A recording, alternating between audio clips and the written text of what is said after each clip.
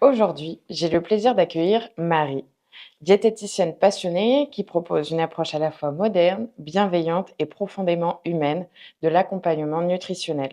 Ce qui rend son travail particulièrement inspirant, c'est sa vision globale. Pour elle, l'alimentation ne se résume pas à des calories ou des règles strictes, mais s'inscrit dans un équilibre plus large qui englobe le corps, les émotions et le mode de vie. À travers son parcours, ses expériences et sa sensibilité, Marie a développé une approche holistique qui invite à se reconnecter à soi, à ses besoins et à retrouver une relation apaisée avec l'alimentation. Bonjour Marie, Bonjour Faustine.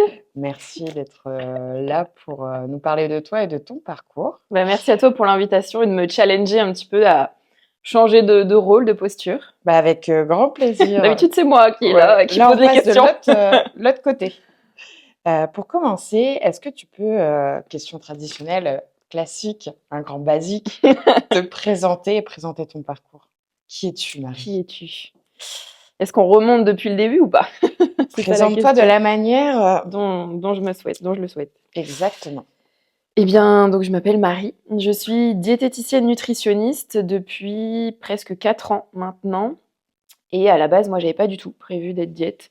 C'était clairement pas un rêve de petite fille. Justement, j'ai un peu travaillé le sujet, on va dire, avant. Et en fait, je me suis toujours demandé ce que je voulais faire en fait quand j'étais petite. Et c'est surtout le côté un peu business girl, entre guillemets, qui revenait très souvent. OK. Mais sauf que bah, quand t'es petite, c'est plus un rêve, tu vois, de ah, j'idéalise un peu le truc. Mais tu te demandes, enfin, business girl dans quoi? Et puis pour qui tu te prends? Et puis tu sais, ça a quand même une espèce de posture, puis ça fait gagner de l'argent, etc. Donc bon, ça c'était dans un coin de ma tête, mais je pensais jamais, entre guillemets, aller vers ça. Et moi, à la base, j'étais quelqu'un de très, enfin en tout cas dans mon enfance, très dans ma bulle. J'étais pas du tout sportive, je détestais le sport vraiment. OK. J'étais voilà assez créative. Moi, j'aimais tout ce qui était dessin, photo, vraiment très rêveuse dans ma bulle et compagnie. Et après le bac, ben il faut savoir un peu ce que tu dois faire comme études, etc., vers où tu veux aller. Et je savais pas. Et vu qu'à cette époque-là, bah, j'aimais tout ce qui était créatif, il y avait beaucoup de métiers qui m'intéressaient, comme graphiste, photographe, l'événementiel, le Mmh mh. journalisme, un peu tous ces métiers-là. Et, euh, et du coup, c'est pour ça que vu que j'avais un bac général, j'ai fait une remise à niveau en art appliqué OK. pour justement après intégrer des écoles, que ce soit dans le design, la mode, l'architecture, bref, je savais pas trop, mais fallait faire une année en tout cas de remise à niveau. Donc j'ai fait ça. Et j'ai aimé, mais pour moi, j'étais pas réellement à ma place parce qu'il fallait être vraiment passionné, je pense. Enfin, en tout cas, selon moi. Et j'arrivais pas à me décider vraiment sur un domaine précis, tu vois. J'arrivais pas à dire est-ce que c'est l'architecture, est-ce que c'est le design, est-ce que c'est machin. Bon. Du coup, enfin, j'avais besoin d'un truc un peu plus généraliste. Donc après cette remise à niveau, j'ai fait de la communication. Donc j'ai un BTS communication parce que ça regroupait aussi mon côté où j'aimais bien le marketing, l'événementiel, le journalisme et compagnie. Donc je l'ai fait. Je crois que c'était les 2 pires années de ma vie. OK. J'ai pas du tout aimé, je me sentais pas à ma place. Et puis il y avait ce côté aussi très scolaire en fait dans le BTS que j'aime pas du tout parce qu'en fait tu arrives à un moment où bah voilà, tu as passé le bac, tu as plus de 19 ans, 20 ans, tu as envie d'une certaine autonomie. Et le BTS, c'est très, très scolaire. Ils appellent tes parents si t'es pas en cours ou si t'es en Mmh. retard, machin, etc. Et moi, faut savoir que j'ai énormément besoin de liberté dans ma vie. C'est un peu quelque chose qui prime un petit peu dans plein de situations. Qui va avec ton besoin d'entreprendre aussi. Exactement. Mais tu verras au final qu'avec tout ça, Mmh. tout est un peu lié. Et comment dire? Donc ouais, vraiment, j'ai pas du tout aimé ce BTS, mais je suis quand même allée jusqu'au bout. Heureusement, le Covid est arrivé. Parce que c'est à ce moment-là où je commençais vraiment à sécher les cours. Moi qui, à la base, était quand même, on va dire, l'élève un peu, voilà, qui fait pas trop de, qui fait pas se Mmh remarquer, mh. etc. Là, vraiment, j'en avais plus rien à faire. Je commençais à sécher les cours, j'y À allais pas, décrocher. je décrochais, ça me plaisait pas. Le Covid est arrivé, confinement, et c'est là que j'ai pu me poser vraiment et me dire, mais qu'est-ce que je veux faire de ma vie, Mmh. tu vois? Ça a permis de faire une, remise en question. C'est ça, exactement. Merci le confinement. Merci le confinement. Mmh Moi, mh. en tout cas, il m'a aidé. Il m'a aidé, même si j'avais peut-être travaillé peut-être le sujet un peu avant en stage. Parce que pareil, j'avais fait un stage Sur le papier, c'est cool, hein, une agence de com avec des graphistes sur le port, machin. Ouais, OK, ça me plaît. En fait, quand tu creuses, non, ça va pas du tout. Tu vois que les gens, justement, sont très, ils sont malheureux, en fait. Ils sont pas épanouis. Et puis, en fait, moi, j'avais quand même cette sensibilité et ce côté très empathique, en fait, que je OK. recherchais. Cette profondeur que je ne retrouvais pas, justement, en com. Moi, ce qui me dérangeait en com, c'est ce côté très superficiel, très. Je sentais que, voilà, il y avait beaucoup de paraître, mais il y avait pas de profondeur. Et moi, j'avais besoin de ça. Le côté superficiel, C'est ça, exactement. marketing Oui.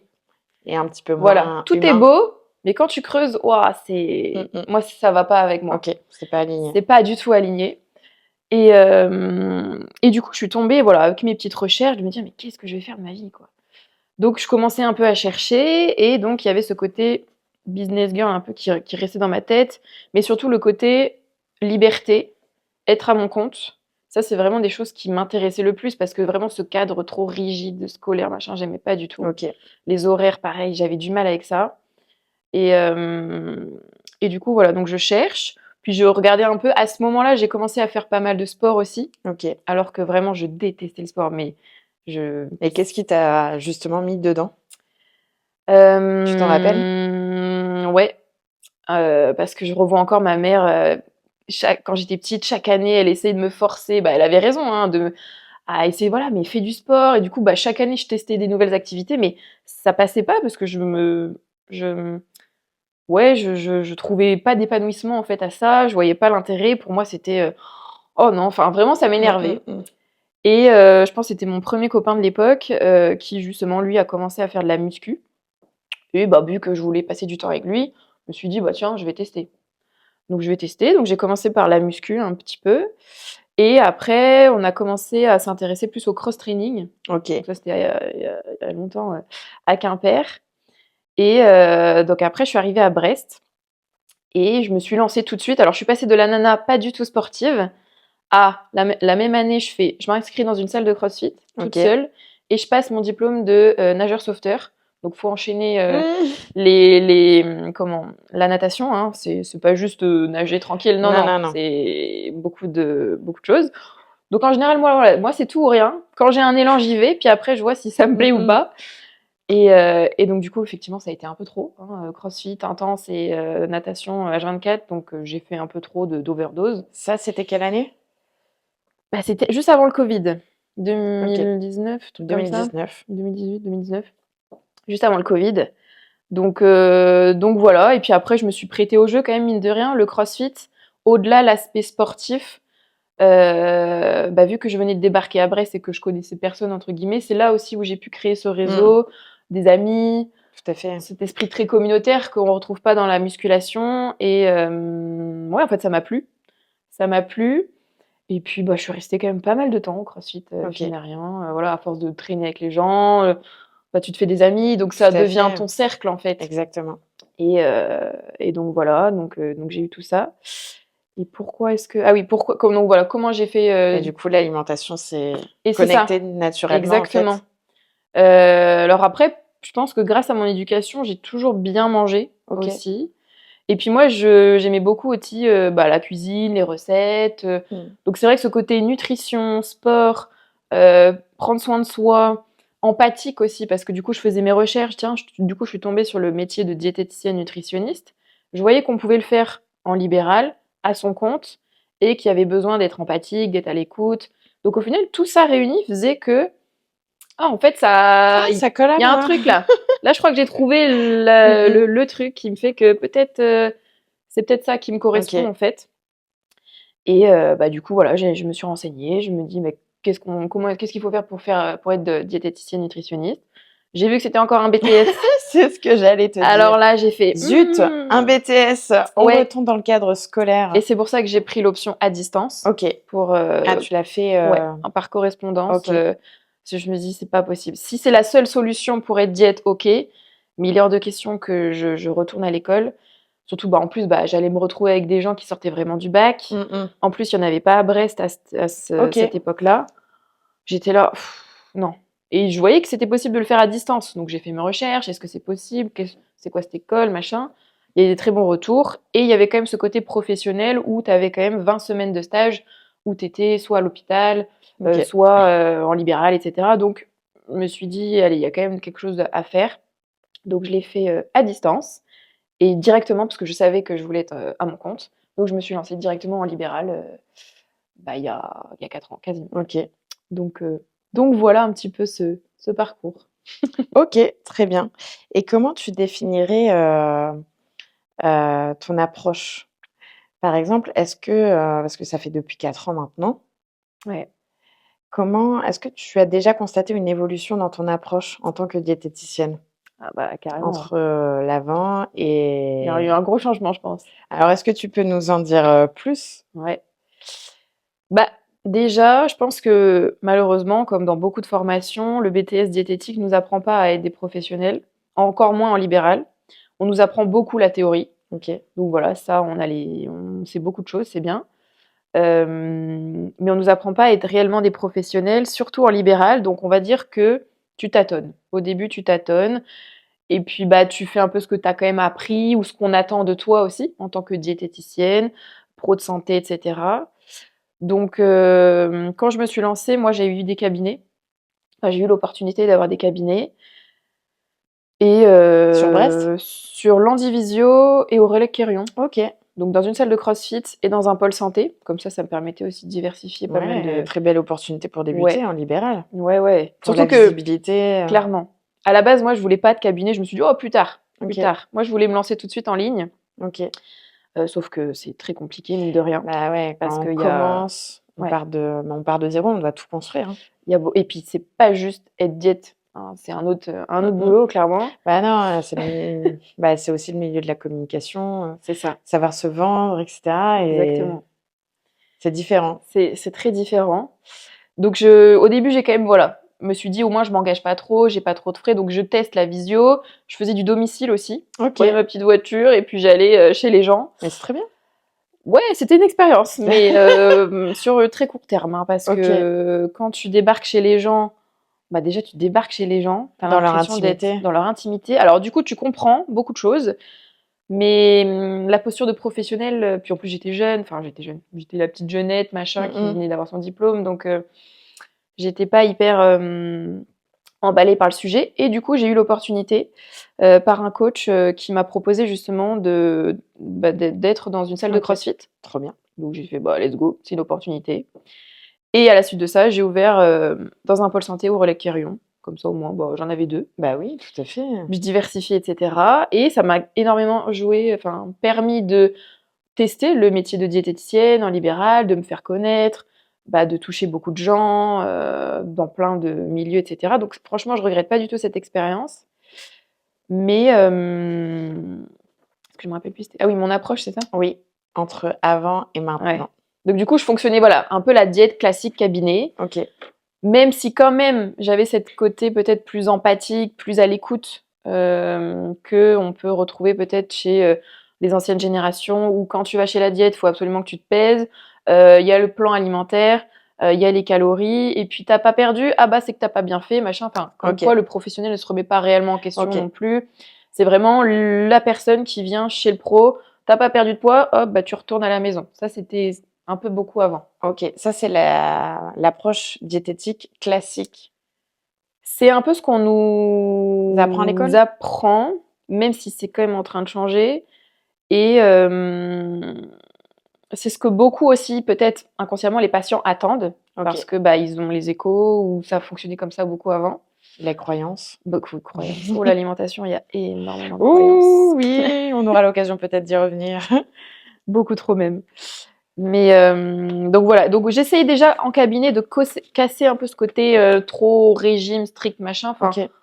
pour moi, j'avais Bah, déjà cette philosophie de vie avant de faire mes études. OK.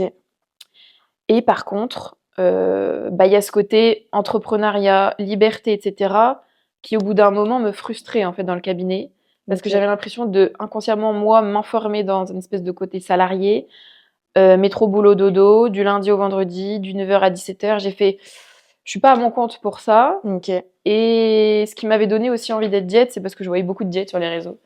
Parce qu'il y avait le côté aussi créatif, les recettes, les machins. J'étais là: «Oh mais c'est pour moi ça, machin». Ah oui, ça réveille un petit peu ton côté, créatif. Créatif, exactement, parce que ça revient beaucoup, ça prend beaucoup de place dans ma vie, le côté créatif.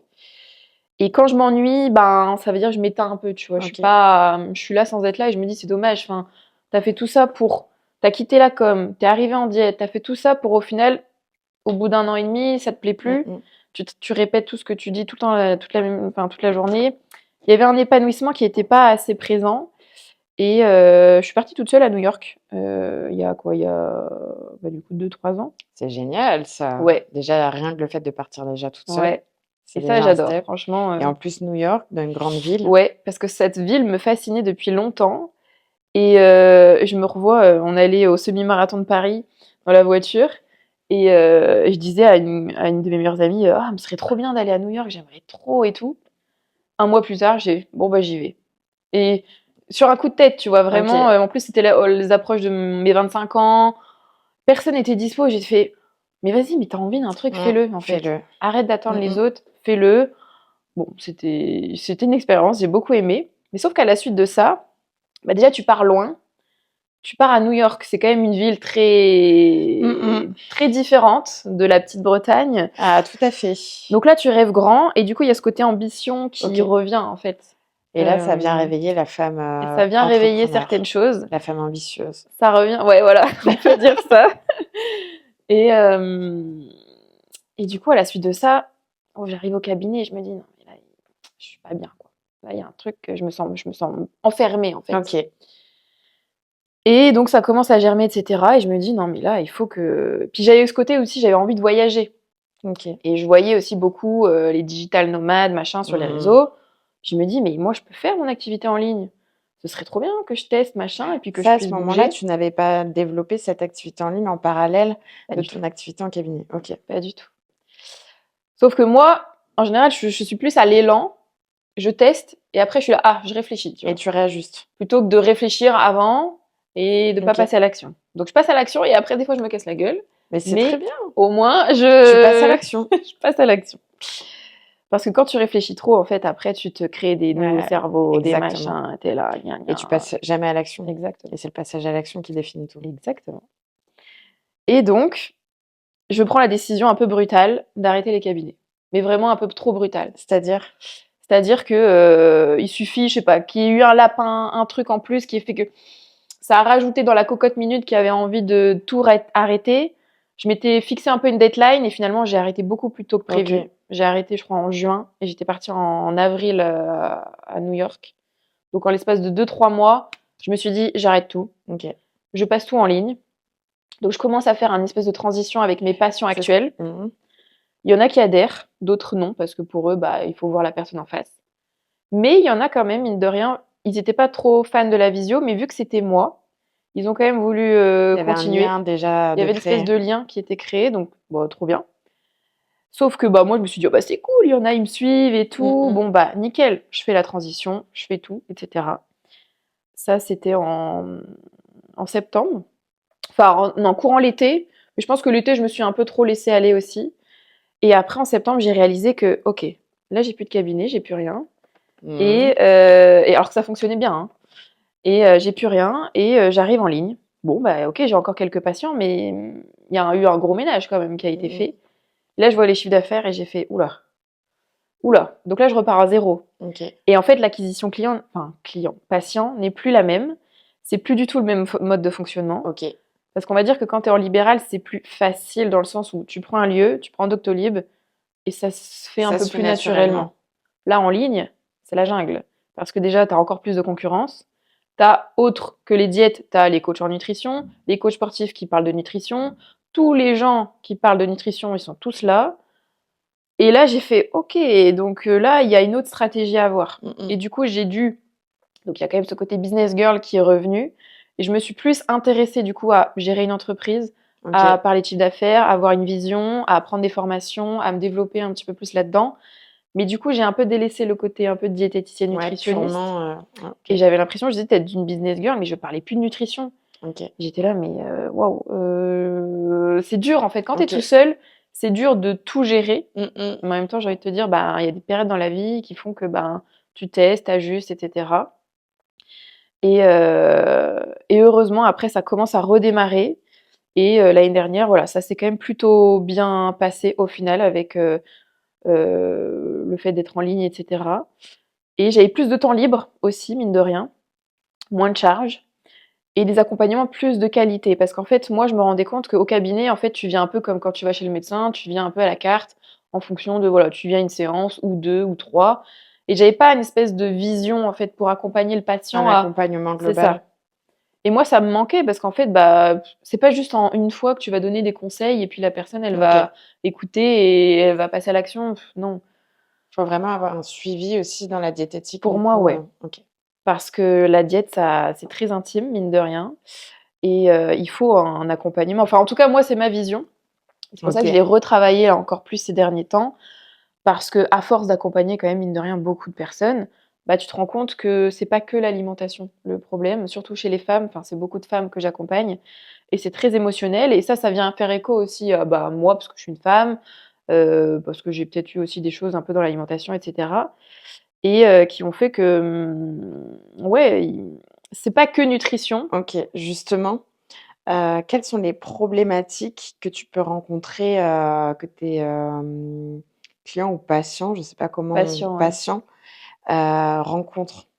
Qu'est-ce qu'ils rencontrent quand ils. La problématique que tu peux rencontrer la plus souvent, est-ce qu'il y Ouais. a il y a quelque chose qui se dénote plus facilement Mmh. que d'autres? Bah, on va dire qu'au cabinet, avant, c'était un peu monsieur, madame, tout le monde. OK. Donc en libéral, tu peux trouver des sportifs, des femmes enceintes, des femmes allaitantes, du cholestérol, une carence en Bing, du fer, diabète, des choses comme ça? diabète et encore pas trop, et perte de poids. OK, Le libéral, dans la diète, c'est beaucoup, beaucoup de perte de poids. OK. Et là, mon approche, mine de rien, c'est un peu plus différent. Même si c'est à la base la perte de poids, je me rends compte que c'est pas que ça en fait. C'est beaucoup donc des femmes, confiance en soi, estime de soi, blessure, Mmh mh. émotion, tout ce cocktail-là qui font qu'effectivement elles veulent perdre du poids, mais elles ont beau perdre du poids, c'est pas ça le problème. OK, C'est que justement elles ont déjà pas conscience de leur corps, de leurs émotions, de leurs sensations. Elles ont beaucoup de croyances, elles ont beaucoup de blessures. Et elles sont beaucoup matrixées et en fait, elles sont, ouais, déconnectées de leur OK, corps et moi, j'avais besoin de rajouter ce côté un peu reconnexion à OK. soi, à ses sensations parce que, bah, je l'ai expérimenté et pour moi, ça va de soi dans le sens où tu peux pas juste traiter l'alimentation en parlant juste de calories, de machin, de plan Mmh mh. alimentaire. Non, on En parle fait, d'être humain, en fait, là. c'est comme si l'alimentation, c'était un petit peu l'arbre qui cache la forêt, de quelque chose qui est bien plus profond et Ouais, ancré. enfin, moi, en tout cas, ouais, je l'ai vu, oui, clairement et du coup, c'est plus ça qui me stimule aussi, d'où le côté profondeur que je OK, recherchais à l'époque. OK, Que j'ai besoin en fait d'être dans l'accompagnement et avec mes patients parce que pareil en cabinet ça restait en surface. J'avais pas le temps de créer entre guillemets le lien avec la personne. On se voyait pas si souvent, c'était pas très régulier. Donc pour rentrer en profondeur, moi j'étais frustrée à ce OK. niveau-là. Là, ton accompagnement, en fait, comment tu définirais, du coup, ton accompagnement? C'est-à-dire, comment, quelqu'un, qui souhaite avoir un suivi, nutritionnel, comment il fait demain s'il a envie de te contacter? Et ben ça se passe donc en Et ligne. comment ça se passe ensuite justement Ouais. pour ce fameux suivi? Est-ce que tu fais du suivi, dans ces cas-là en visio? Mais est-ce que tu restes disponible par exemple par WhatsApp ou autre? En cas de par exemple, on parlait des émotions, c'est quelque chose qu'on constate de plus en plus, des personnes qui ont des troubles du comportement alimentaire, qui peuvent faire des crises d'hyperphagie, et qui peuvent t'envoyer un message, «Marie, SOS, là, j'ai des envies de Mmh. d'ouvrir tous les placards et de je me Mmh. transforme». Mmh. Est-ce que dans ton approche, justement, ça englobe ça? Mmh. Ouais et je l'ai bien retravaillé quand même mine de rien parce que moi j'ai toujours fonctionné avec une application OK. qui est spécialement, pour les diététiciens et Qui s'appelle? qui s'appelle Alivio OK. et qui, il y a une espèce de c'est comme un journal intime, mais version alimentaire où tu peux rentrer donc tes repas, ton hydratation, tes émotions, tes symptômes et donc ça peut être un outil pour le patient, mais aussi pour le professionnel pour voir un peu, bah, comment la personne fonctionne Bah en oui, tout dehors. à fait. Toi, tu as besoin de l'ensemble des Oui, paramètres. exactement et au début, quand j'avais lancé en ligne, je voulais absolument regarder tous les jours le carnet alimentaire, un peu comme si j'étais derrière eux à les aider et cetera. Sauf que quand tu as beaucoup de patients, tu peux OK. pas en fait Mmh t'amuser mh. tous les jours. C'est une charge mentale énorme pour au final, Je pense qu'il y a un moment où je voulais un peu trop infantiliser ou materner un petit Ok. peu le patient parce que j'aime prendre soin des autres. Mais là, c'était trop en fait. Et j'ai fait non, attends, reste quand même professionnel. C'est pas leur mère, c'est pas toi qui vas leur donner à manger non plus. Donc reste quand même une espèce de distance. Donc maintenant, je regarde beaucoup moins le carnet alimentaire, je le regarde en séance. Ok. Mais du coup, si une personne prend un accompagnement avec moi, déjà, il y a un engagement. C'est minimum sur 3 mois ou 6 mois. On peut échanger avant, voir ses problématiques, etc. Si la personne ne sait pas avant de s'engager, parce que c'est quand même un engagement, hein, 3 mois, 6 mois, c'est pas rien. Mais pour moi, il faut de la durée. Parce que déjà, 3 mois, ça dépend si la personne elle a zéro connaissance. Là, ce serait peut-être plus du 6 mois. Ok. Si elle a déjà des bases, 3 mois, peut-être que ça lui permet juste d'être plus en autonomie, mais il faut de la durée. Et sur la durée, on se voit tous les 15 jours en Ok. consultation, donc en visio. Hein. Moi, je fonctionne que en visio pour l'instant. Comme ça, c'est assez régulier aussi. 15 jours, ça lui permet d'être en autonomie. Et pas non plus un mois, parce qu'un mois, il se passe beaucoup de choses. Mm, Donc, on se voit tous les 15 jours en consultation. Et elle a accès du coup quand même, enfin elle, je dis elle parce que c'est beaucoup de Oui. femmes, elle a accès du coup à une application, donc Alivio. Et il y a quand même une messagerie sur cette application-là. Donc si la personne souhaite me contacter en dehors des rendez-vous, elle peut. Ok. Mais j'ai ce côté professionnel, enfin, qui moi me protège un petit peu, que si j'étais sur WhatsApp, Tu gardes une certaine c'est barrière. ça. Je vais pas regarder cette application-là Ok. tous les jours, tous les week-ends, le soir, à 21h, machin. Au début, je le faisais. Mais au bout d'un moment, j'ai aussi une posture à avoir, à moi me préserver Tout à et pas fait. être disponible H24 pour le patient. Donc voilà, la messagerie, elle est réservée quand il y a des problèmes, entre guillemets, ou des interrogations, des manques de motivation, bref, Ok. il y a cet outil-là qui est dispo. Et sur cette application-là, il y a le côté émotion aussi, et je trouve ça intéressant, même si en soi, dans une journée, on traverse énormément d'émotions, on ne peut pas tous Exactement. les noter, mais ça permet, voilà, en tout cas autour des repas, si la personne sent que ça a un impact, qu'elle note, parce que elle, ça lui permet aussi de prendre du recul. Moi, je suis Ok. pas là que pour savoir et l'aider. Il faut qu'elle aussi, elle fasse ce côté un peu introspectif de son côté. Ok. Et comme ça, donc, ah bah là, il y a une émotion désagréable. Ah, je suis stressée ou je suis triste. Ok, Et note-le. justement, on parle des émotions. Toi, selon ta grille de lecture en tant que diététicienne, quelle place occupent les émotions dans le rapport à l'alimentation? Parce qu'on me parle beaucoup de manger ses émotions. Ouais. Est-ce que tu peux, nous détailler un petit peu plus sur ce sujet?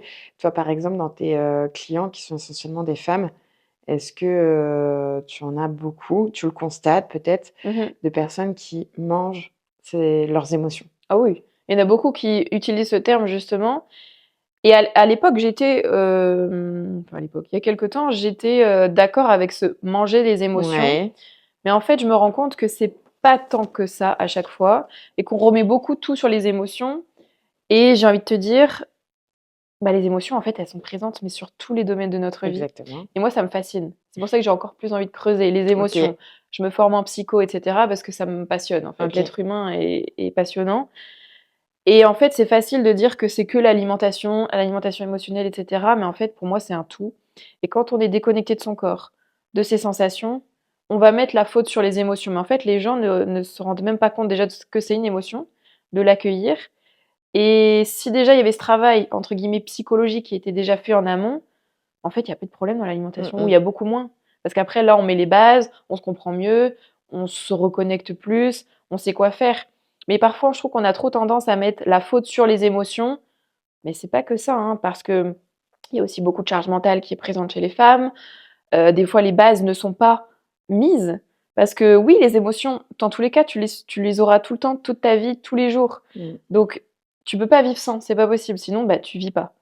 Mais si, je veux dire, si tes bases sont pas fondées dans ton alimentation, si souvent je prends l'exemple de voilà d'une brique, enfin dans les maisons, si t'as pas les briques, la terrasse, les fondations, ta maison elle s'écroule. Ouais, Donc si t'as pas déjà les bases en nutrition, que c'est solide. pas régulier, que c'est pas équilibré, que tu dors pas assez, que tu bois pas d'eau, que tu fais pas de sport, tes émotions elles vont venir juste enfin Mmh chambouler mh. un petit peu ce côté qui n'est pas assez ancré en fait. OK. Donc c'est facile de dire que les émotions, oui, c'est parce que je suis contrariée, je suis machin, etc. Et puis il y a d'autres façons aussi de comment dire, de se réguler. aussi. OK. C'est pour ça aussi que j'ai appris pas mal de choses. Et en fait, j'ai vu que quand tu utilises d'autres méthodes, d'autres choses, que tu te reconnectes à toi, en fait, l'alimentation, c'est plus un problème. Oui, ouais. Donc, c'est pour ça que j'ai envie de creuser encore plus là-dedans et de montrer aussi que l'alimentation émotionnelle, oui, je le comprends, je l'entends, mais c'est pas que l'alimentation le problème. C'est plus un travail encore plus fond, là, on va Ouais, de dire. fond. Ouais. Donc, en parallèle, et c'est ça aussi ta valeur ajoutée pour ton approche en tant que diététicienne, c'est que tu as aussi ce coach, de vie entre guillemets, Ouais, la double casquette. c'est un peu ça, ouais. Bah, c'est vrai que quand tu es diète, tu as une espèce de posture, pro de santé, machin. Exactement, mais Moi, j'ai plus l'impression tu d'être quand même quelque d'une chose en plus. coach, tu Mmh vois? Vu mh. que j'accompagne, que j'ai une espèce de posture, de motivation aussi à avoir, et cetera.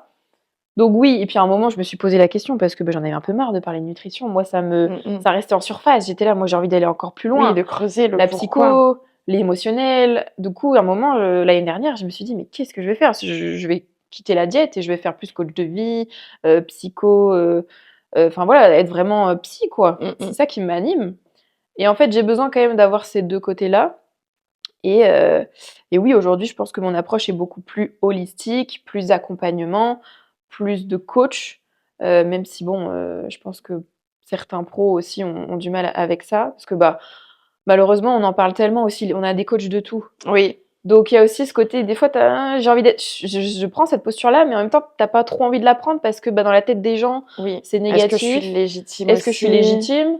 Le dev perso, on en a eu à boire et à manger Ouais, partout à outrance. Donc du coup, t'es là, je ouais, reste dans ma petite posture de avec ouais. diététicienne, tout va bien. Donc ouais, c'est dur Mmh mh. de trouver sa place. Et justement, pour rester dans le côté, diététique, est-ce que tu peux nous dire dans, par exemple, 3 croyances? Bon, il y en a plus que 3, mais Il y en oui. a plus que 3, mais on va s'en limiter à 3. Après, si Mmh. tu as envie d'en faire part, encore plus, tu le peux.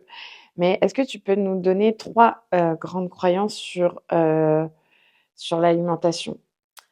Bon, souvent, le 1er, ça va être les glucides. Les Oui, glucides le soir. Alors, les glucides le soir, faut pas en manger, hein, parce que tu vas dormir, tu en as pas besoin. tu vas prendre 10 Tu kilos dans vas la prendre du nuit. poids, manger des pâtes le soir, mais jamais, il faut pas. Bon, première croyance. 2e croyance, beaucoup les gens, bon après, c'est un peu de la faute de professionnels, c'est ils catégorisent les aliments en bons ou en mauvais. Oui, avec Heu, le Nutri-Score aussi, ça aide peut-être pas, ouais, c'est même si clair. ça a un côté, Oui, parce qu'en fait, les gens positif. comprennent pas le rôle du Nutri-Score. Oui. C'est pas bien expliqué. En fait, le Nutri-Score, c'est pour comparer un aliment de la même Mmh mh. catégorie. Si par exemple, déjà, c'est du produit ultra Ouais. transformé. Le Choc à Pic, par exemple, Nutri-Score, c'est A, hein. Oui. Et alors qu'une huile d'olive, c'est D ou Mmh, E. mmh, mmh. Donc ça veut dire quoi? L'huile d'olive, c'est pas bon et le choc à pic, c'est Mmh bon. mh. Non. Déjà, il faut remettre un aliment. C'est l'huile d'olive et le choc à pic, ce ne sont pas les mêmes aliments. On compare du sucre avec du gras. Donc déjà, il y a un problème.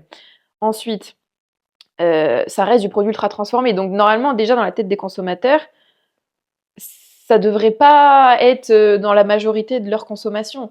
Un fruit, un légume, une viande, des pâtes, il n'y a pas de Nutri-Score. Parce que c'est des aliments, on va dire, peu transformés ou pas transformés. Donc, bah déjà, il faut réduire tout ça. Et dans le Nutri-Score, bah, tu compares un choc à pic avec une autre marque de céréales pour savoir quelle céréale, quand tu as la flemme de lire tout et que tu comprends pas tout, bah, tu choisis quel type de céréale, mais c'est le même produit, on va dire. OK. D'accord? Donc tu vas prendre une céréale A au lieu d'une céréale B. On va dire que c'est mieux, mais ça reste quand même du produit ultra transformé OK. sucré. Mais voilà, et du coup, bah, il y a une incohérence parfois, bah, en tout cas chez les consommateurs, c'est pas de leur faute non plus, hein, c'est qu'on leur explique pas. Et c'était quoi la ah oui, les croyances. Oui, et une dernière croyance? Et une dernière croyance, qu'est-ce Après, qui il y en a tellement que pourrait, parfois c'est ouais, moi, ma grand-mère, elle me disait: «Mange pas de banane», bah, ça reprend un petit peu oui, les glucides. «Mange pas de banane après 16 heures parce que sinon tu vas prendre du poids». oui, voilà, c'est ça. Ou Ben, ah «Mange oui, pas une ou orange le l'heure soir». plutôt. Oui, L'heure, et ou «Mange pareil. pas une orange le soir, sinon tu vas être excité, tu vas pas dormir». Ouais. Donc c'est des petites croyances, Alors que pour manger, pour avoir futiles, suffisamment de vitamine C et pour t'empêcher de dormir, va falloir manger des ou oranges, hein. sinon, est-ce que, on entend souvent dire que le chocolat noir est meilleur que le chocolat au lait? On est il y avait Pâques, il y a pas longtemps, donc parlons du chocolat. Est-ce qu'il y a un chocolat qui est meilleur que l'autre? En fait, tout est à chaque fois une question de quantité et de fréquence. Oui, sur une grosse quantité, on va dire que le chocolat noir est plus intéressant parce que, hem, comment dire? Il y a plus de minéraux, vitamines et compagnie, il y a un peu de magnésium et cetera. Donc sur une grosse quantité, oui, c'est intéressant. OK. Mais les gens ne vont pas manger 100 grammes de chocolat noir, c'est Ah bah, énorme, c'est non. une tablette. Donc d'un carré de chocolat au lait et d'un carré de chocolat noir, c'est la même chose. Mmh mh. Donc arrêtez de manger du chocolat noir parce que c'est meilleur pour la santé. Prenez celui qui vous fait réellement plaisir parce que j'ai vu beaucoup de femmes qui mangeaient du chocolat noir parce que c'est mieux pour la santé. Mais du coup, le côté plaisir à la base du carré, bah, il est pas là parce que elle aime pas le chocolat noir, mais elle en mange parce que c'est bon pour sa Mmh santé. mh. Elle mange du chocolat au lait, mange 1 ou 2 carrés, il y a pas de problème. C'est là le chocolat, il est réservé au côté plaisir. Si tu veux des bienfaits en nutrition, c'est pas le chocolat qu'il faut mettre en évidence. OK. Donc noir, blanc, lait, au chocolat, au spéculoos, on s'en fout. Un qui te fait plaisir au final, Un qui te fait plaisir. mais dont lequel tu ne vas pas abuser et que tu vas C'est ça. pas, défoncer la tablette. Même si bon, on va dire que plus c'est sucré, plus c'est gras, plus c'est étudié pour que tu en manges plus. Ouais, bah, oui, forcément. Donc le chocolat noir, plus la teneur en cacao est élevée, plus ça te coupe, on va dire, l'envie de manger en grosse quantité. Donc c'est pour ça que c'est intéressant aussi. Et quel conseil tu pourrais donner à quelqu'un qui souhaite améliorer, sa relation à l'alimentation? Voilà, il y a beaucoup de choses à creuser, hein, C'est propre à chacun, faut c'est vraiment c'est très propre à individuel? chacun. En fait, c'est ça, c'est que l'alimentation malheureusement et on le voit, chez plein de professionnels, ils donnent des choses très, Basique? basiques et très, «Bah tiens, mange ça» ou «Mange tant de calories». Ouais, mais là, c'est pas ça le problème, là, il faut comprendre que c'est très individuel. Parce que moi, je peux faire des plans alimentaires à des personnes, mais en fait, ça ne conviendra pas parce que déjà, peut-être que peser ces quantités, ça ne plaît pas à tout le Mmh monde. mh. Et puis, c'est pas parce que tu es une femme que tu as besoin de tant de calories que, bah, en fonction du sport, en fonction de la génétique, du Exactement. métabolisme, Ça, tu prends tout tous ces ça, paramètres-là en compte dans ton tu es approche? obligé. Tu es obligé. OK. Tu es obligé, ouais. Et puis, bah, son rapport avec l'alimentation, son rapport avec son corps, ses croyances, son hygiène de vie, dans quelle, est-ce qu'elle est stressée, son Mmh mh. travail, enfin, tout est vraiment l'alimentation, c'est très intime, très personnel et ça doit être individualisé selon moi. C'est difficile de donner des conseils lambda, même si bon, tu as quand même des recommandations de santé, et cetera, mais tu peux pas faire du général à tout le monde. Tu pars aussi d'un état des lieux, tu demandes à la personne Tu es qu'est-ce qu'elle obligé. mange actuellement. C'est ça, tu creuses, tu vois, est-ce qu'il y a déjà il y a les bases? Est-ce qu'il y a les fondations? Ah bah oui, non, et cetera. Donc on va déjà commencer par là. OK. Parce que souvent ils veulent: «Oui, mais je veux perdre du poids». Oui d'accord, mais c'est pas la première séance que tu vas perdre du Ouais, poids. ouais. On est ensemble pendant 3, 6 Les mois. gens, ils veulent C'est tout de long. suite aussi, donc c'est pour ça que Oui, c'est intéressant de faire sur, des périodes un petit peu plus oui, longues et pas faire du one shot ou carnet à la c'est pas séance comme tu possible. parlais, en cabinet où c'est plutôt en one shot C'est ou pas en possible. Enfin, moi, à la selon moi, séance. c'est compliqué. Parce que sinon, bah, c'est pas Pour compliqué, avoir des hein. résultats, en fait, il faut de la constance, c'est comme tout. Bah, c'est ça, tu veux perdre du poids, tu arrêtes de manger et tu Mmh. les perds, hein, tes kilos en Ouais, mais 3 est-ce que semaines. c'est sain? C'est Ouais. ça. Ça, il y a pas de problème. Perdre du poids, on va dire, c'est facile. Mmh mh. Ce qui est difficile, c'est ce mode de vie, en fait. Parce que pour moi, c'est aussi un mode de vie. C'est pas juste, je fais attention sur l'alimentation, parce que souvent, ça découle après sur le sommeil, le bien-être, la santé, enfin, l'hydratation, le sport. C'est un écosystème. Tu peux OK. pas juste traiter l'alimentation, c'est pas possible. Donc, quelqu'un qui vient me voir juste pour traiter l'alimentation, enfin, juste pour traiter l'alimentation émotionnelle, ben, ça dépend de chacun, ça dépend d'elle, de voir les bases. Et après, bah, on creuse, il y a les croyances qui arrivent. Et puis une perte de poids, c'est pas comme ça, hein, même dans Non, les c'est comme séances, hein, ça. c'est OK, il y a des résultats, trop cool, la personne elle est motivée, elle voit qu'elle est trop contente. Ah mince, je stagne. Ah bah là, ça marche plus. OK. Et donc faut vraiment l'accompagner, déconstruire en fait toute cette vision-là OK. qu'elle a de c'est pas une pente descendante. Il y aura des hauts, des bas comme dans tout, dans la OK. vie, dans la psy, dans OK. tout le temps. Est-ce que tu constates aussi tu as des profils qui ont des TCA, des troubles du comportement alimentaire ou Ouais, alors c'est vrai que j'en ai pas accompagné énormément.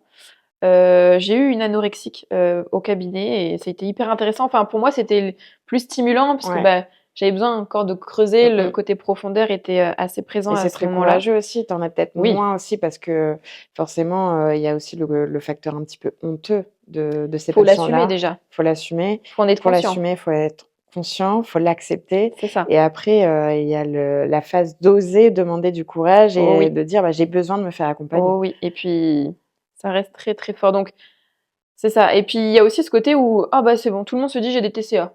Oui, bah, moi j'ai des TCA. Bah, je mange trop, bah, j'ai des TCA. Ah bah, j'ai mangé sous le coup de l'émotion, bah, je suis des TCA. Mmh mh. Non, un Qu'est-ce TCA, c'est quand même une maladie, justement, hein. comment tu pourrais, ta vision diététique, mais de quelqu'un qui a des TCA?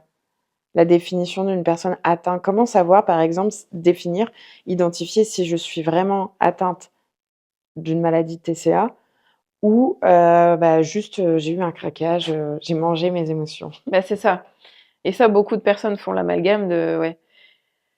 C'est, Du coup, c'est un travail aussi beaucoup plus c'est un marathon, un travail de c'est un marathon. marathon, Ah là, oui, hein. parce que C'est c'est pour ça bien que ancré ouais. généralement, c'est clairement l'arbre qui cache quelque chose, une grosse forêt derrière. Et c'est pour ça que là, quand tu parles de TCA, tu es obligé d'être accompagné. Tu peux pas juste toi traiter en tant que diète cette partie-là. Tu es obligé d'être accompagné au niveau psy, OK. même d'une équipe pluridisciplinaire. Et c'est pour ça que au début, je voulais un peu me diriger vers là, mais le TCA, C'est de la psycho après, hein. c'est très très dur, hein, mine de rien. Et puis tu as plein de troubles aussi, mine de rien. Enfin, je veux dire, Oui, t'as l'anorexie, t'as la la boulimie, boulimie, euh, l'hyperphagie aussi. l'hyperphagie aussi qui rentre dedans, t'as l'orthorexie, t'as beaucoup de choses qui font que, L'orthorexie, c'est, cette obsession de bien manger? ouais, c'est ça, faut que tout soit clean tout le temps, OK, que même juste un chocolat, non, c'est voilà OK, vraiment que les aliments sains entre guillemets doivent être là, OK. sinon Ça aussi, c'est une pathologie? c'est un trouble. OK, C'est un trouble. Maintenant, c'est pareil en fait, tu peux avoir des signes, voilà, de troubles, mais après avec un accompagnement, tu arrives à t'en sortir. OK. L'anorexie, surtout l'anorexie mentale, ça c'est une vraie maladie. Et C'est de là, la il demande psychiatrie. de l'hospitalisation, il se demande des années, hein, c'est des combats, hein, ça Mmh, c'est mmh, mmh. vraiment très très long. Donc c'est pour ça que voilà, mon approche reste peut-être plus Ça douce ouais, et j'attire moins de TCA aussi parce que pour moi les OK. TCA, t'es quand même hospitalisé aussi. Ouais, OK. Est-ce qu'il y a une, transformation dans tes suivis qui t'a, marquée plus qu'une autre? Il n'y en a pas qu'une, hein, mais J'imagine. et c'est ça qui est gratifiant. Tu te dis bon, quand tu fais un métier comme ça, tu te dis waouh, c'est assez fort quand tu vois que tu changes la vie d'une personne parce qu'à OK. la base, tu pensais juste qu'elle perde du poids et qu'elle mange mieux. En fait, elle a transformé sa vie. Et je pense plus à une femme qu'on a accompagnée, mais du coup à trois, OK, avec donc moi, Caro et Sarah qui sont venues aussi sur le podcast. Donc le côté diététique, le côté coach sportif et le côté drainage lymphatique, OK. qui ont fait qu'on a uni nos forces, on va dire, et qu'on a transformé, je pense, la vie d'une femme. Qui à la base voulait aussi passer en chirurgie bariatrique, etc., pour perdre beaucoup de poids, hein, parce qu'elle était vraiment en obésité. Et Juste que que tu définisses pour les gens qui nous écoutent ou qui nous regardent, la chirurgie, tu employais un mot bariatrique. qui est, si tu peux te définir un petit peu plus en détail pour les Bah, personnes c'est qui souvent les personnes vraiment qui les sont en sleeves? obésité, etc. Et voilà, ça peut passer par la sleeve. On va dire que je suis pas trop une spécialiste à ce niveau-là, mais on va dire que c'est pour couper. Il y a une opération pour que tu manges moins et que bah, tu perdes du poids Mmh mh. justement. Soit par un anneau gastrique, Un soit on anneau-gastrique, une rétrécit sleeve, l'estomac. etc. Il y a plein plein de choses, le bypass. Mais pour moi, avant d'arriver à cette étape, pour moi, ça doit être la fin Ouais, et il doit c'est y avoir un l'ultime étape, travail avant. Malheureusement, il y en a trop qui se disent oh bah je vais faire la une chirurgie, facilité. etc. Mais vite, ils n'ont pas appris à manger, ils n'ont pas appris à écouter leur corps, leurs émotions, etc. Donc oui, ils vont perdre du poids, mais ils vont être frustrés parce que bah ils auront même pas compris, Mmh mh. etc. Donc beaucoup de choses. Donc pour moi, il y a un énorme travail à faire avant de passer par cette chirurgie. Et vu que à ce moment-là, quand on l'a rencontrée, cette femme, bon, elle était un peu désespérée parce qu'il y avait aussi le côté ménopause. Elle Ouais, voyait qu'elle arrivait plus à perdre du poids et que et ça augmentait progressivement. Elle s'est dit, mais j'ai plus le choix, il faut que je passe par la chirurgie. Et grâce à notre force, avec les trois, on a réussi déjà à côté, voilà, déconstruire beaucoup de choses, l'accompagner. Elle s'est sentie écoutée. Elle a énormément changé. Elle a perdu plus de 10 kilos en l'espace de 3 mois, alors que pour elle, c'était bloqué, c'était impossible. mmh Enfin, mh. et ouais, c'est quand tu rencontres des personnes comme ça qui te C'est touchent aussi gratifiant. avec leur histoire, parce que c'est une personne, enfin, c'est un humain. Mmh mh. Donc, on connaît aussi sa vie, son intimité, sur beaucoup de choses. Et on voit vraiment un avant-après. Et ouais, c'est beau parce que ça crée vraiment des connexions aussi. OK. À la fin de cet accompagnement, bah voilà, elle nous a remerciés, on a passé un moment, on a fait un brunch. Enfin, on a créé, parce que c'était la Un première lien. aussi, et on a quand même créé un lien qui a fait que, ouais, ça, c'est gratifiant, que ce Mmh soit mh. pour nous, même pour elle. Enfin, on lui a un peu changé sa vie, quoi. Donc tu travailles aussi en synergie avec, d'autres professionnels justement dans l'accompagnement de avec les Bah, patientes? avec les filles, ouais, on avait lancé donc une première édition. C'était un programme et à 3, mais on a fait ça qu'une fois. Enfin, OK, avec les dispos de chacun, on pouvait accompagner qu'une personne. OK. Et c'est vrai que moi, ce côté, à plusieurs, ça m'intéresse énormément parce que à la base, moi, je suis quelqu'un de très indépendante. J'aime beaucoup être seule, mais j'ai énormément aussi besoin de connexion avec les gens et surtout quand tu es dans la diète, enfin la nutrition, tu as besoin en fait d'être accompagnée. Enfin, tu as besoin moi je trouve que, souvent on dit, quand tu es tout seul, tu vas plus vite, mais à plusieurs, tu vas plus loin. Ouais, totalement. Et j'ai ce besoin malin de plus en plus de connexion avec les gens. Et c'est pour ça que bah, ces derniers temps, je me suis beaucoup cherchée et que j'ai créé une espèce d'écosystème. C'est pour ça qu'est né le podcast, où j'avais besoin de m'entourer de professionnels pour... C'est enrichissant. Bah, c'est ça, parce que On se c'est nourrit les uns enrichissant des autres. et on se nourrit des uns des autres. Enfin, moi, j'ai besoin vraiment de ça et c'est pour ça aussi que je veux créer des événements parce Et qu'il y a d'autres justement, tu vas créer aussi une retraite. Oui, enfin, j'espère. Est-ce qu'on peut en parler? Bien D'où sûr. ça t'est venu cette idée justement? Est-ce que ça vient s'inscrire justement et se prolonger dans cette envie de connexion? Carrément. Et quel est le but, l'objectif, de cette retraite? Ouais. Et ben, en fonction de tout ce qu'on a un peu dit, mine de rien, je vois qu'il y a quand même des espèces de petites, synchronicités, on va dire, OK. qui reviennent et moi qui voulais faire, du journalisme, bah, du coup, le podcast, voilà, je suis un peu la Mmh, journaliste qui mmh, interviewe mmh, les mmh. personnes. Je voulais faire de l'événementiel, donc là, j'ai envie de créer des événements et cetera et en fait, il y a tout ce côté passif créatif d'avant qui commence à revenir un petit peu dans l'écosystème que je suis en train de créer là. Le côté business girl aussi qui prend de la place parce que moi, j'ai plus une vision que juste être entre guillemets la diète qui fait des consultations one-one, au bout d'un moment, je me sens limitée parce que j'échange mon temps contre de l'argent. Oui, ça me plaît, mais je peux pas. En fait, je suis assez Mmh. limitée et j'ai envie de toucher aussi parce que je suis frustrée dans le sens où je vois que j'ai de l'impact sur les femmes, mais c'est individuel. Et je répète la même chose. Et en fait, je me dis, mais comment je fais pour avoir plus d'impact, pour impacter plus de femmes et que ça aide à ce niveau-là. Donc, c'est pour ça que j'ai créé cet écosystème, on va dire, avec ERA OK. qui regroupe du coup le podcast avec plein d'intervenants, de professionnels. Et bah, moi, je suis en ligne, j'ai ce côté, ok, c'est pratique de voir c'est en visio, c'est facile, mais il y a ce côté humain qui me manque, OK. ce côté réunir en fait et impacter. Et je me dis, bah, en fait, c'est par le biais d'événements que je peux, on va dire, rejoindre tout ça. Donc avec, parce que moi, j'ai pas envie d'organiser un événement juste moi toute seule. J'ai aussi envie d'avoir la force bah, que j'ai avec les personnes que j'ai rencontrées, etc., pour créer des événements, Tout à fait. pour impacter les gens et créer ce côté un peu voilà bien-être, connexion à soi. Et on parle pas juste d'alimentation. Oui, ça peut attirer parce que bah je suis diète, donc il y a ce côté image qui fait que bah ah oui tiens c'est la diète machin, donc il y a forcément la nutrition là-dedans. Donc oui, mais on va aussi créer quelque chose. J'espère, enfin je souhaite que à travers ces événements-là, enfin je dis c'est parce que j'aimerais bien qu'il y en ait plusieurs. Pour l'instant, je m'en focalise que sur un, mais c'est un espèce de ouais d'écosystème qui me permet à la fois de réunir des femmes, parce que je trouve qu'on en a vraiment besoin. Enfin, les femmes aujourd'hui ont besoin de parler entre elles, d'avoir des OK. groupes d'échanges, de se connaître. Peu importe les générations, au final, je trouve que ouais, c'est important en fait d'avoir des connexions à ce niveau-là, de parler de nutrition, mais aussi échanger autour d'un repas, des repas, de la cuisine, faire des Mmh, mmh, mmh. intervenants, et qui est vraiment une reconnexion à soi, un Un bien-être cocon, ouais, un et un cocon. cocon. Ouais. Un espace vraiment, c'est un week-end Déconnexion. off, déconnexion, et on prend du temps pour soi. Parce que malheureusement, on est dans une société où tout va trop vite, on nous force Apprendre à à ralentir. être à fond, à fond, On à veut tout, fond, tout de à fond. suite. On veut tout tout de suite. On est Performance, déconnecté de soi productivité et et on est dans le juste faire et on n'est plus connecté ouais à ses et envies. justement, comment faire pour, se reconnecter à soi? Oula. Est-ce que tu aurais, des petits tips, des petites astuces, Je pense qu'il y a beaucoup d'outils. Avant, je pensais que c'était par exemple une à seule. ouais, par exemple, se reconnecter à sa satiété. Beaucoup de personnes mangent plus qu'elles, Ouais, qu'il n'en ouais. faut. Ça, pareil, c'est un gros travail de fond.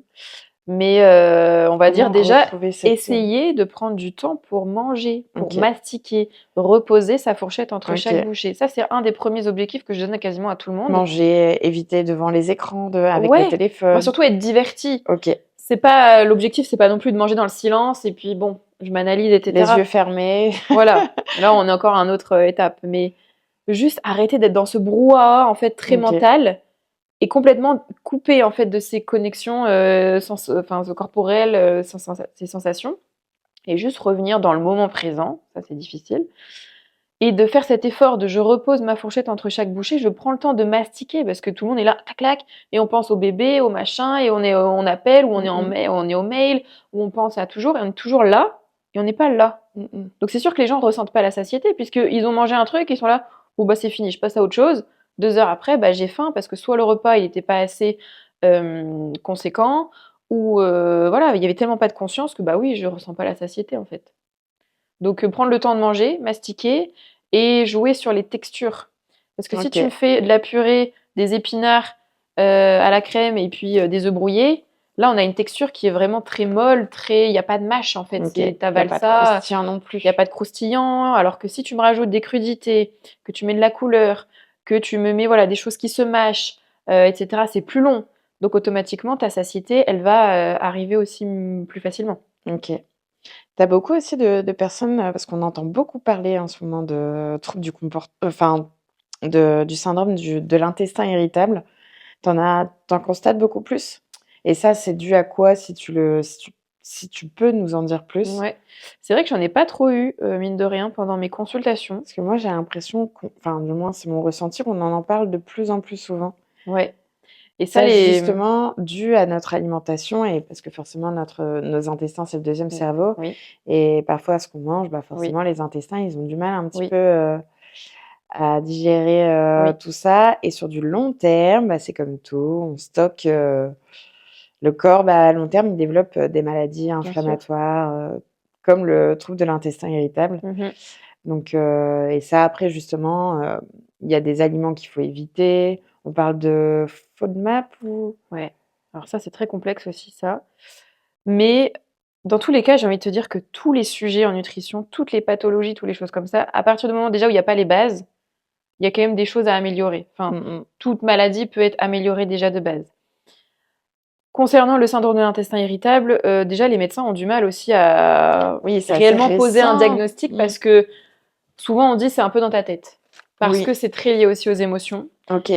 Mais souvent quand je constate qu'il y en a qui viennent en consulte et qui me disent: «Oui, j'ai le syndrome de l'intestin irritable», en fait, je me rends compte déjà que les bases sont pas mises. Donc à partir du moment où juste tu corriges l'hygiène de vie, l'alimentation et cetera, déjà les symptômes diminuent. Et après, il faut voir un petit peu sur le long terme parce que ça se Et fait pas du jour au après, c'est lendemain. ça, c'est du cas par cas, voir pourquoi est-ce que tel ou tel aliment est mieux digéré. Des fois, c'est la cuisson qui va jouer, des fois OK, c'est parfois c'est la cuisson ah aussi. oui, oui, donc c'est pour ça, en fait, c'est très complexe et c'est vraiment du cas par cas. On peut pas dire: «Bah oui, bah, faut enlever ci, faut enlever ça», faut tester. On peut pas savoir et le FODMAP, c'est pareil, ben, il faut vraiment tester, l'aliment, la combinaison aussi, donc ça, Savoir c'est si quelque notre chose de corps, très, il accepte ou très pas ouais et la l'aliment. quantité aussi parce que des OK. fois, juste un petit peu, ça va, trop, ça va pas. On met beaucoup la faute aussi sur le gluten, le lactose, machin, mais Oui, ben, pas de forcément, en plus en fait, plus. donc voilà, faut Le gluten déconstruire tout est ça. pointé du doigt. Gluten, glucides, dès qu'il y a de l'argent à se faire, hop, on va prendre quelqu'un, tiens, allez, gluten, c'est pas mal ça, allez, côté marketing et puis ça fait de la Ouais, thune ouais, derrière, c'est le lobby, quoi. C'est tout voilà, un lobby qui se trouve exactement. derrière. Et que penses-tu des compléments alimentaires? Est-ce que Ouais, ça t'arrive d'en recommander pour, ouais, de plus en plus, ouais. Ça dépend des cas, ça dépend de plein de choses. À partir du moment, pareil, si la base n'est pas mise, ça sert à rien de prendre des compléments alimentaires. C'est pas une pilule magique, c'est pas OK, ça qui va te faire, OK, tout changer. Quand tu as un profil sportif où justement il y a des apports en vitamines, minéraux qui doivent être très importants, là, ça peut être intéressant de se OK. supplémenter. Le Hem, végétarisme, aussi, je pense? certains oui, les végétariens, alors ça dépend, parce qu'il y en a qui se disent végétariens, mais qui mangent du poisson et des œufs, Oui, donc bon, bah, là, ça va. Ceux plutôt qui ne mangent pas d'aliments d'origine animale, là végétalien, végétaliens, là, oui, effectivement, on peut être voir la une B12. supplémentation en B12, effectivement. Certaines pathologies aussi chez les femmes, notamment le SOPK, l'endométriose, tout ce qui va être anti-inflammatoire, là, on peut être intéressant pour les compléments en oméga 3 OK, parce que ça, on en manque assez dans notre alimentation et puis souvent, c'est les aliments qui sont pas très fun, comme, des noix, du maquereau, des sardines et cetera. Donc oui, c'est intéressant, mais si la personne ne veut pas en manger parce qu'elle aime pas ça, bon, te prends pas la tête, prends, des oméga 3 tous les jours et ça te fera du bien et ça va améliorer tes symptômes. chez la femme enceinte, mais bon, ça, souvent, c'est prescrit chez les médecins. Ok. Donc, en fonction de chaque cas, oui, ça peut être intéressant, les compléments alimentaires, mais c'est pas une pilule magique.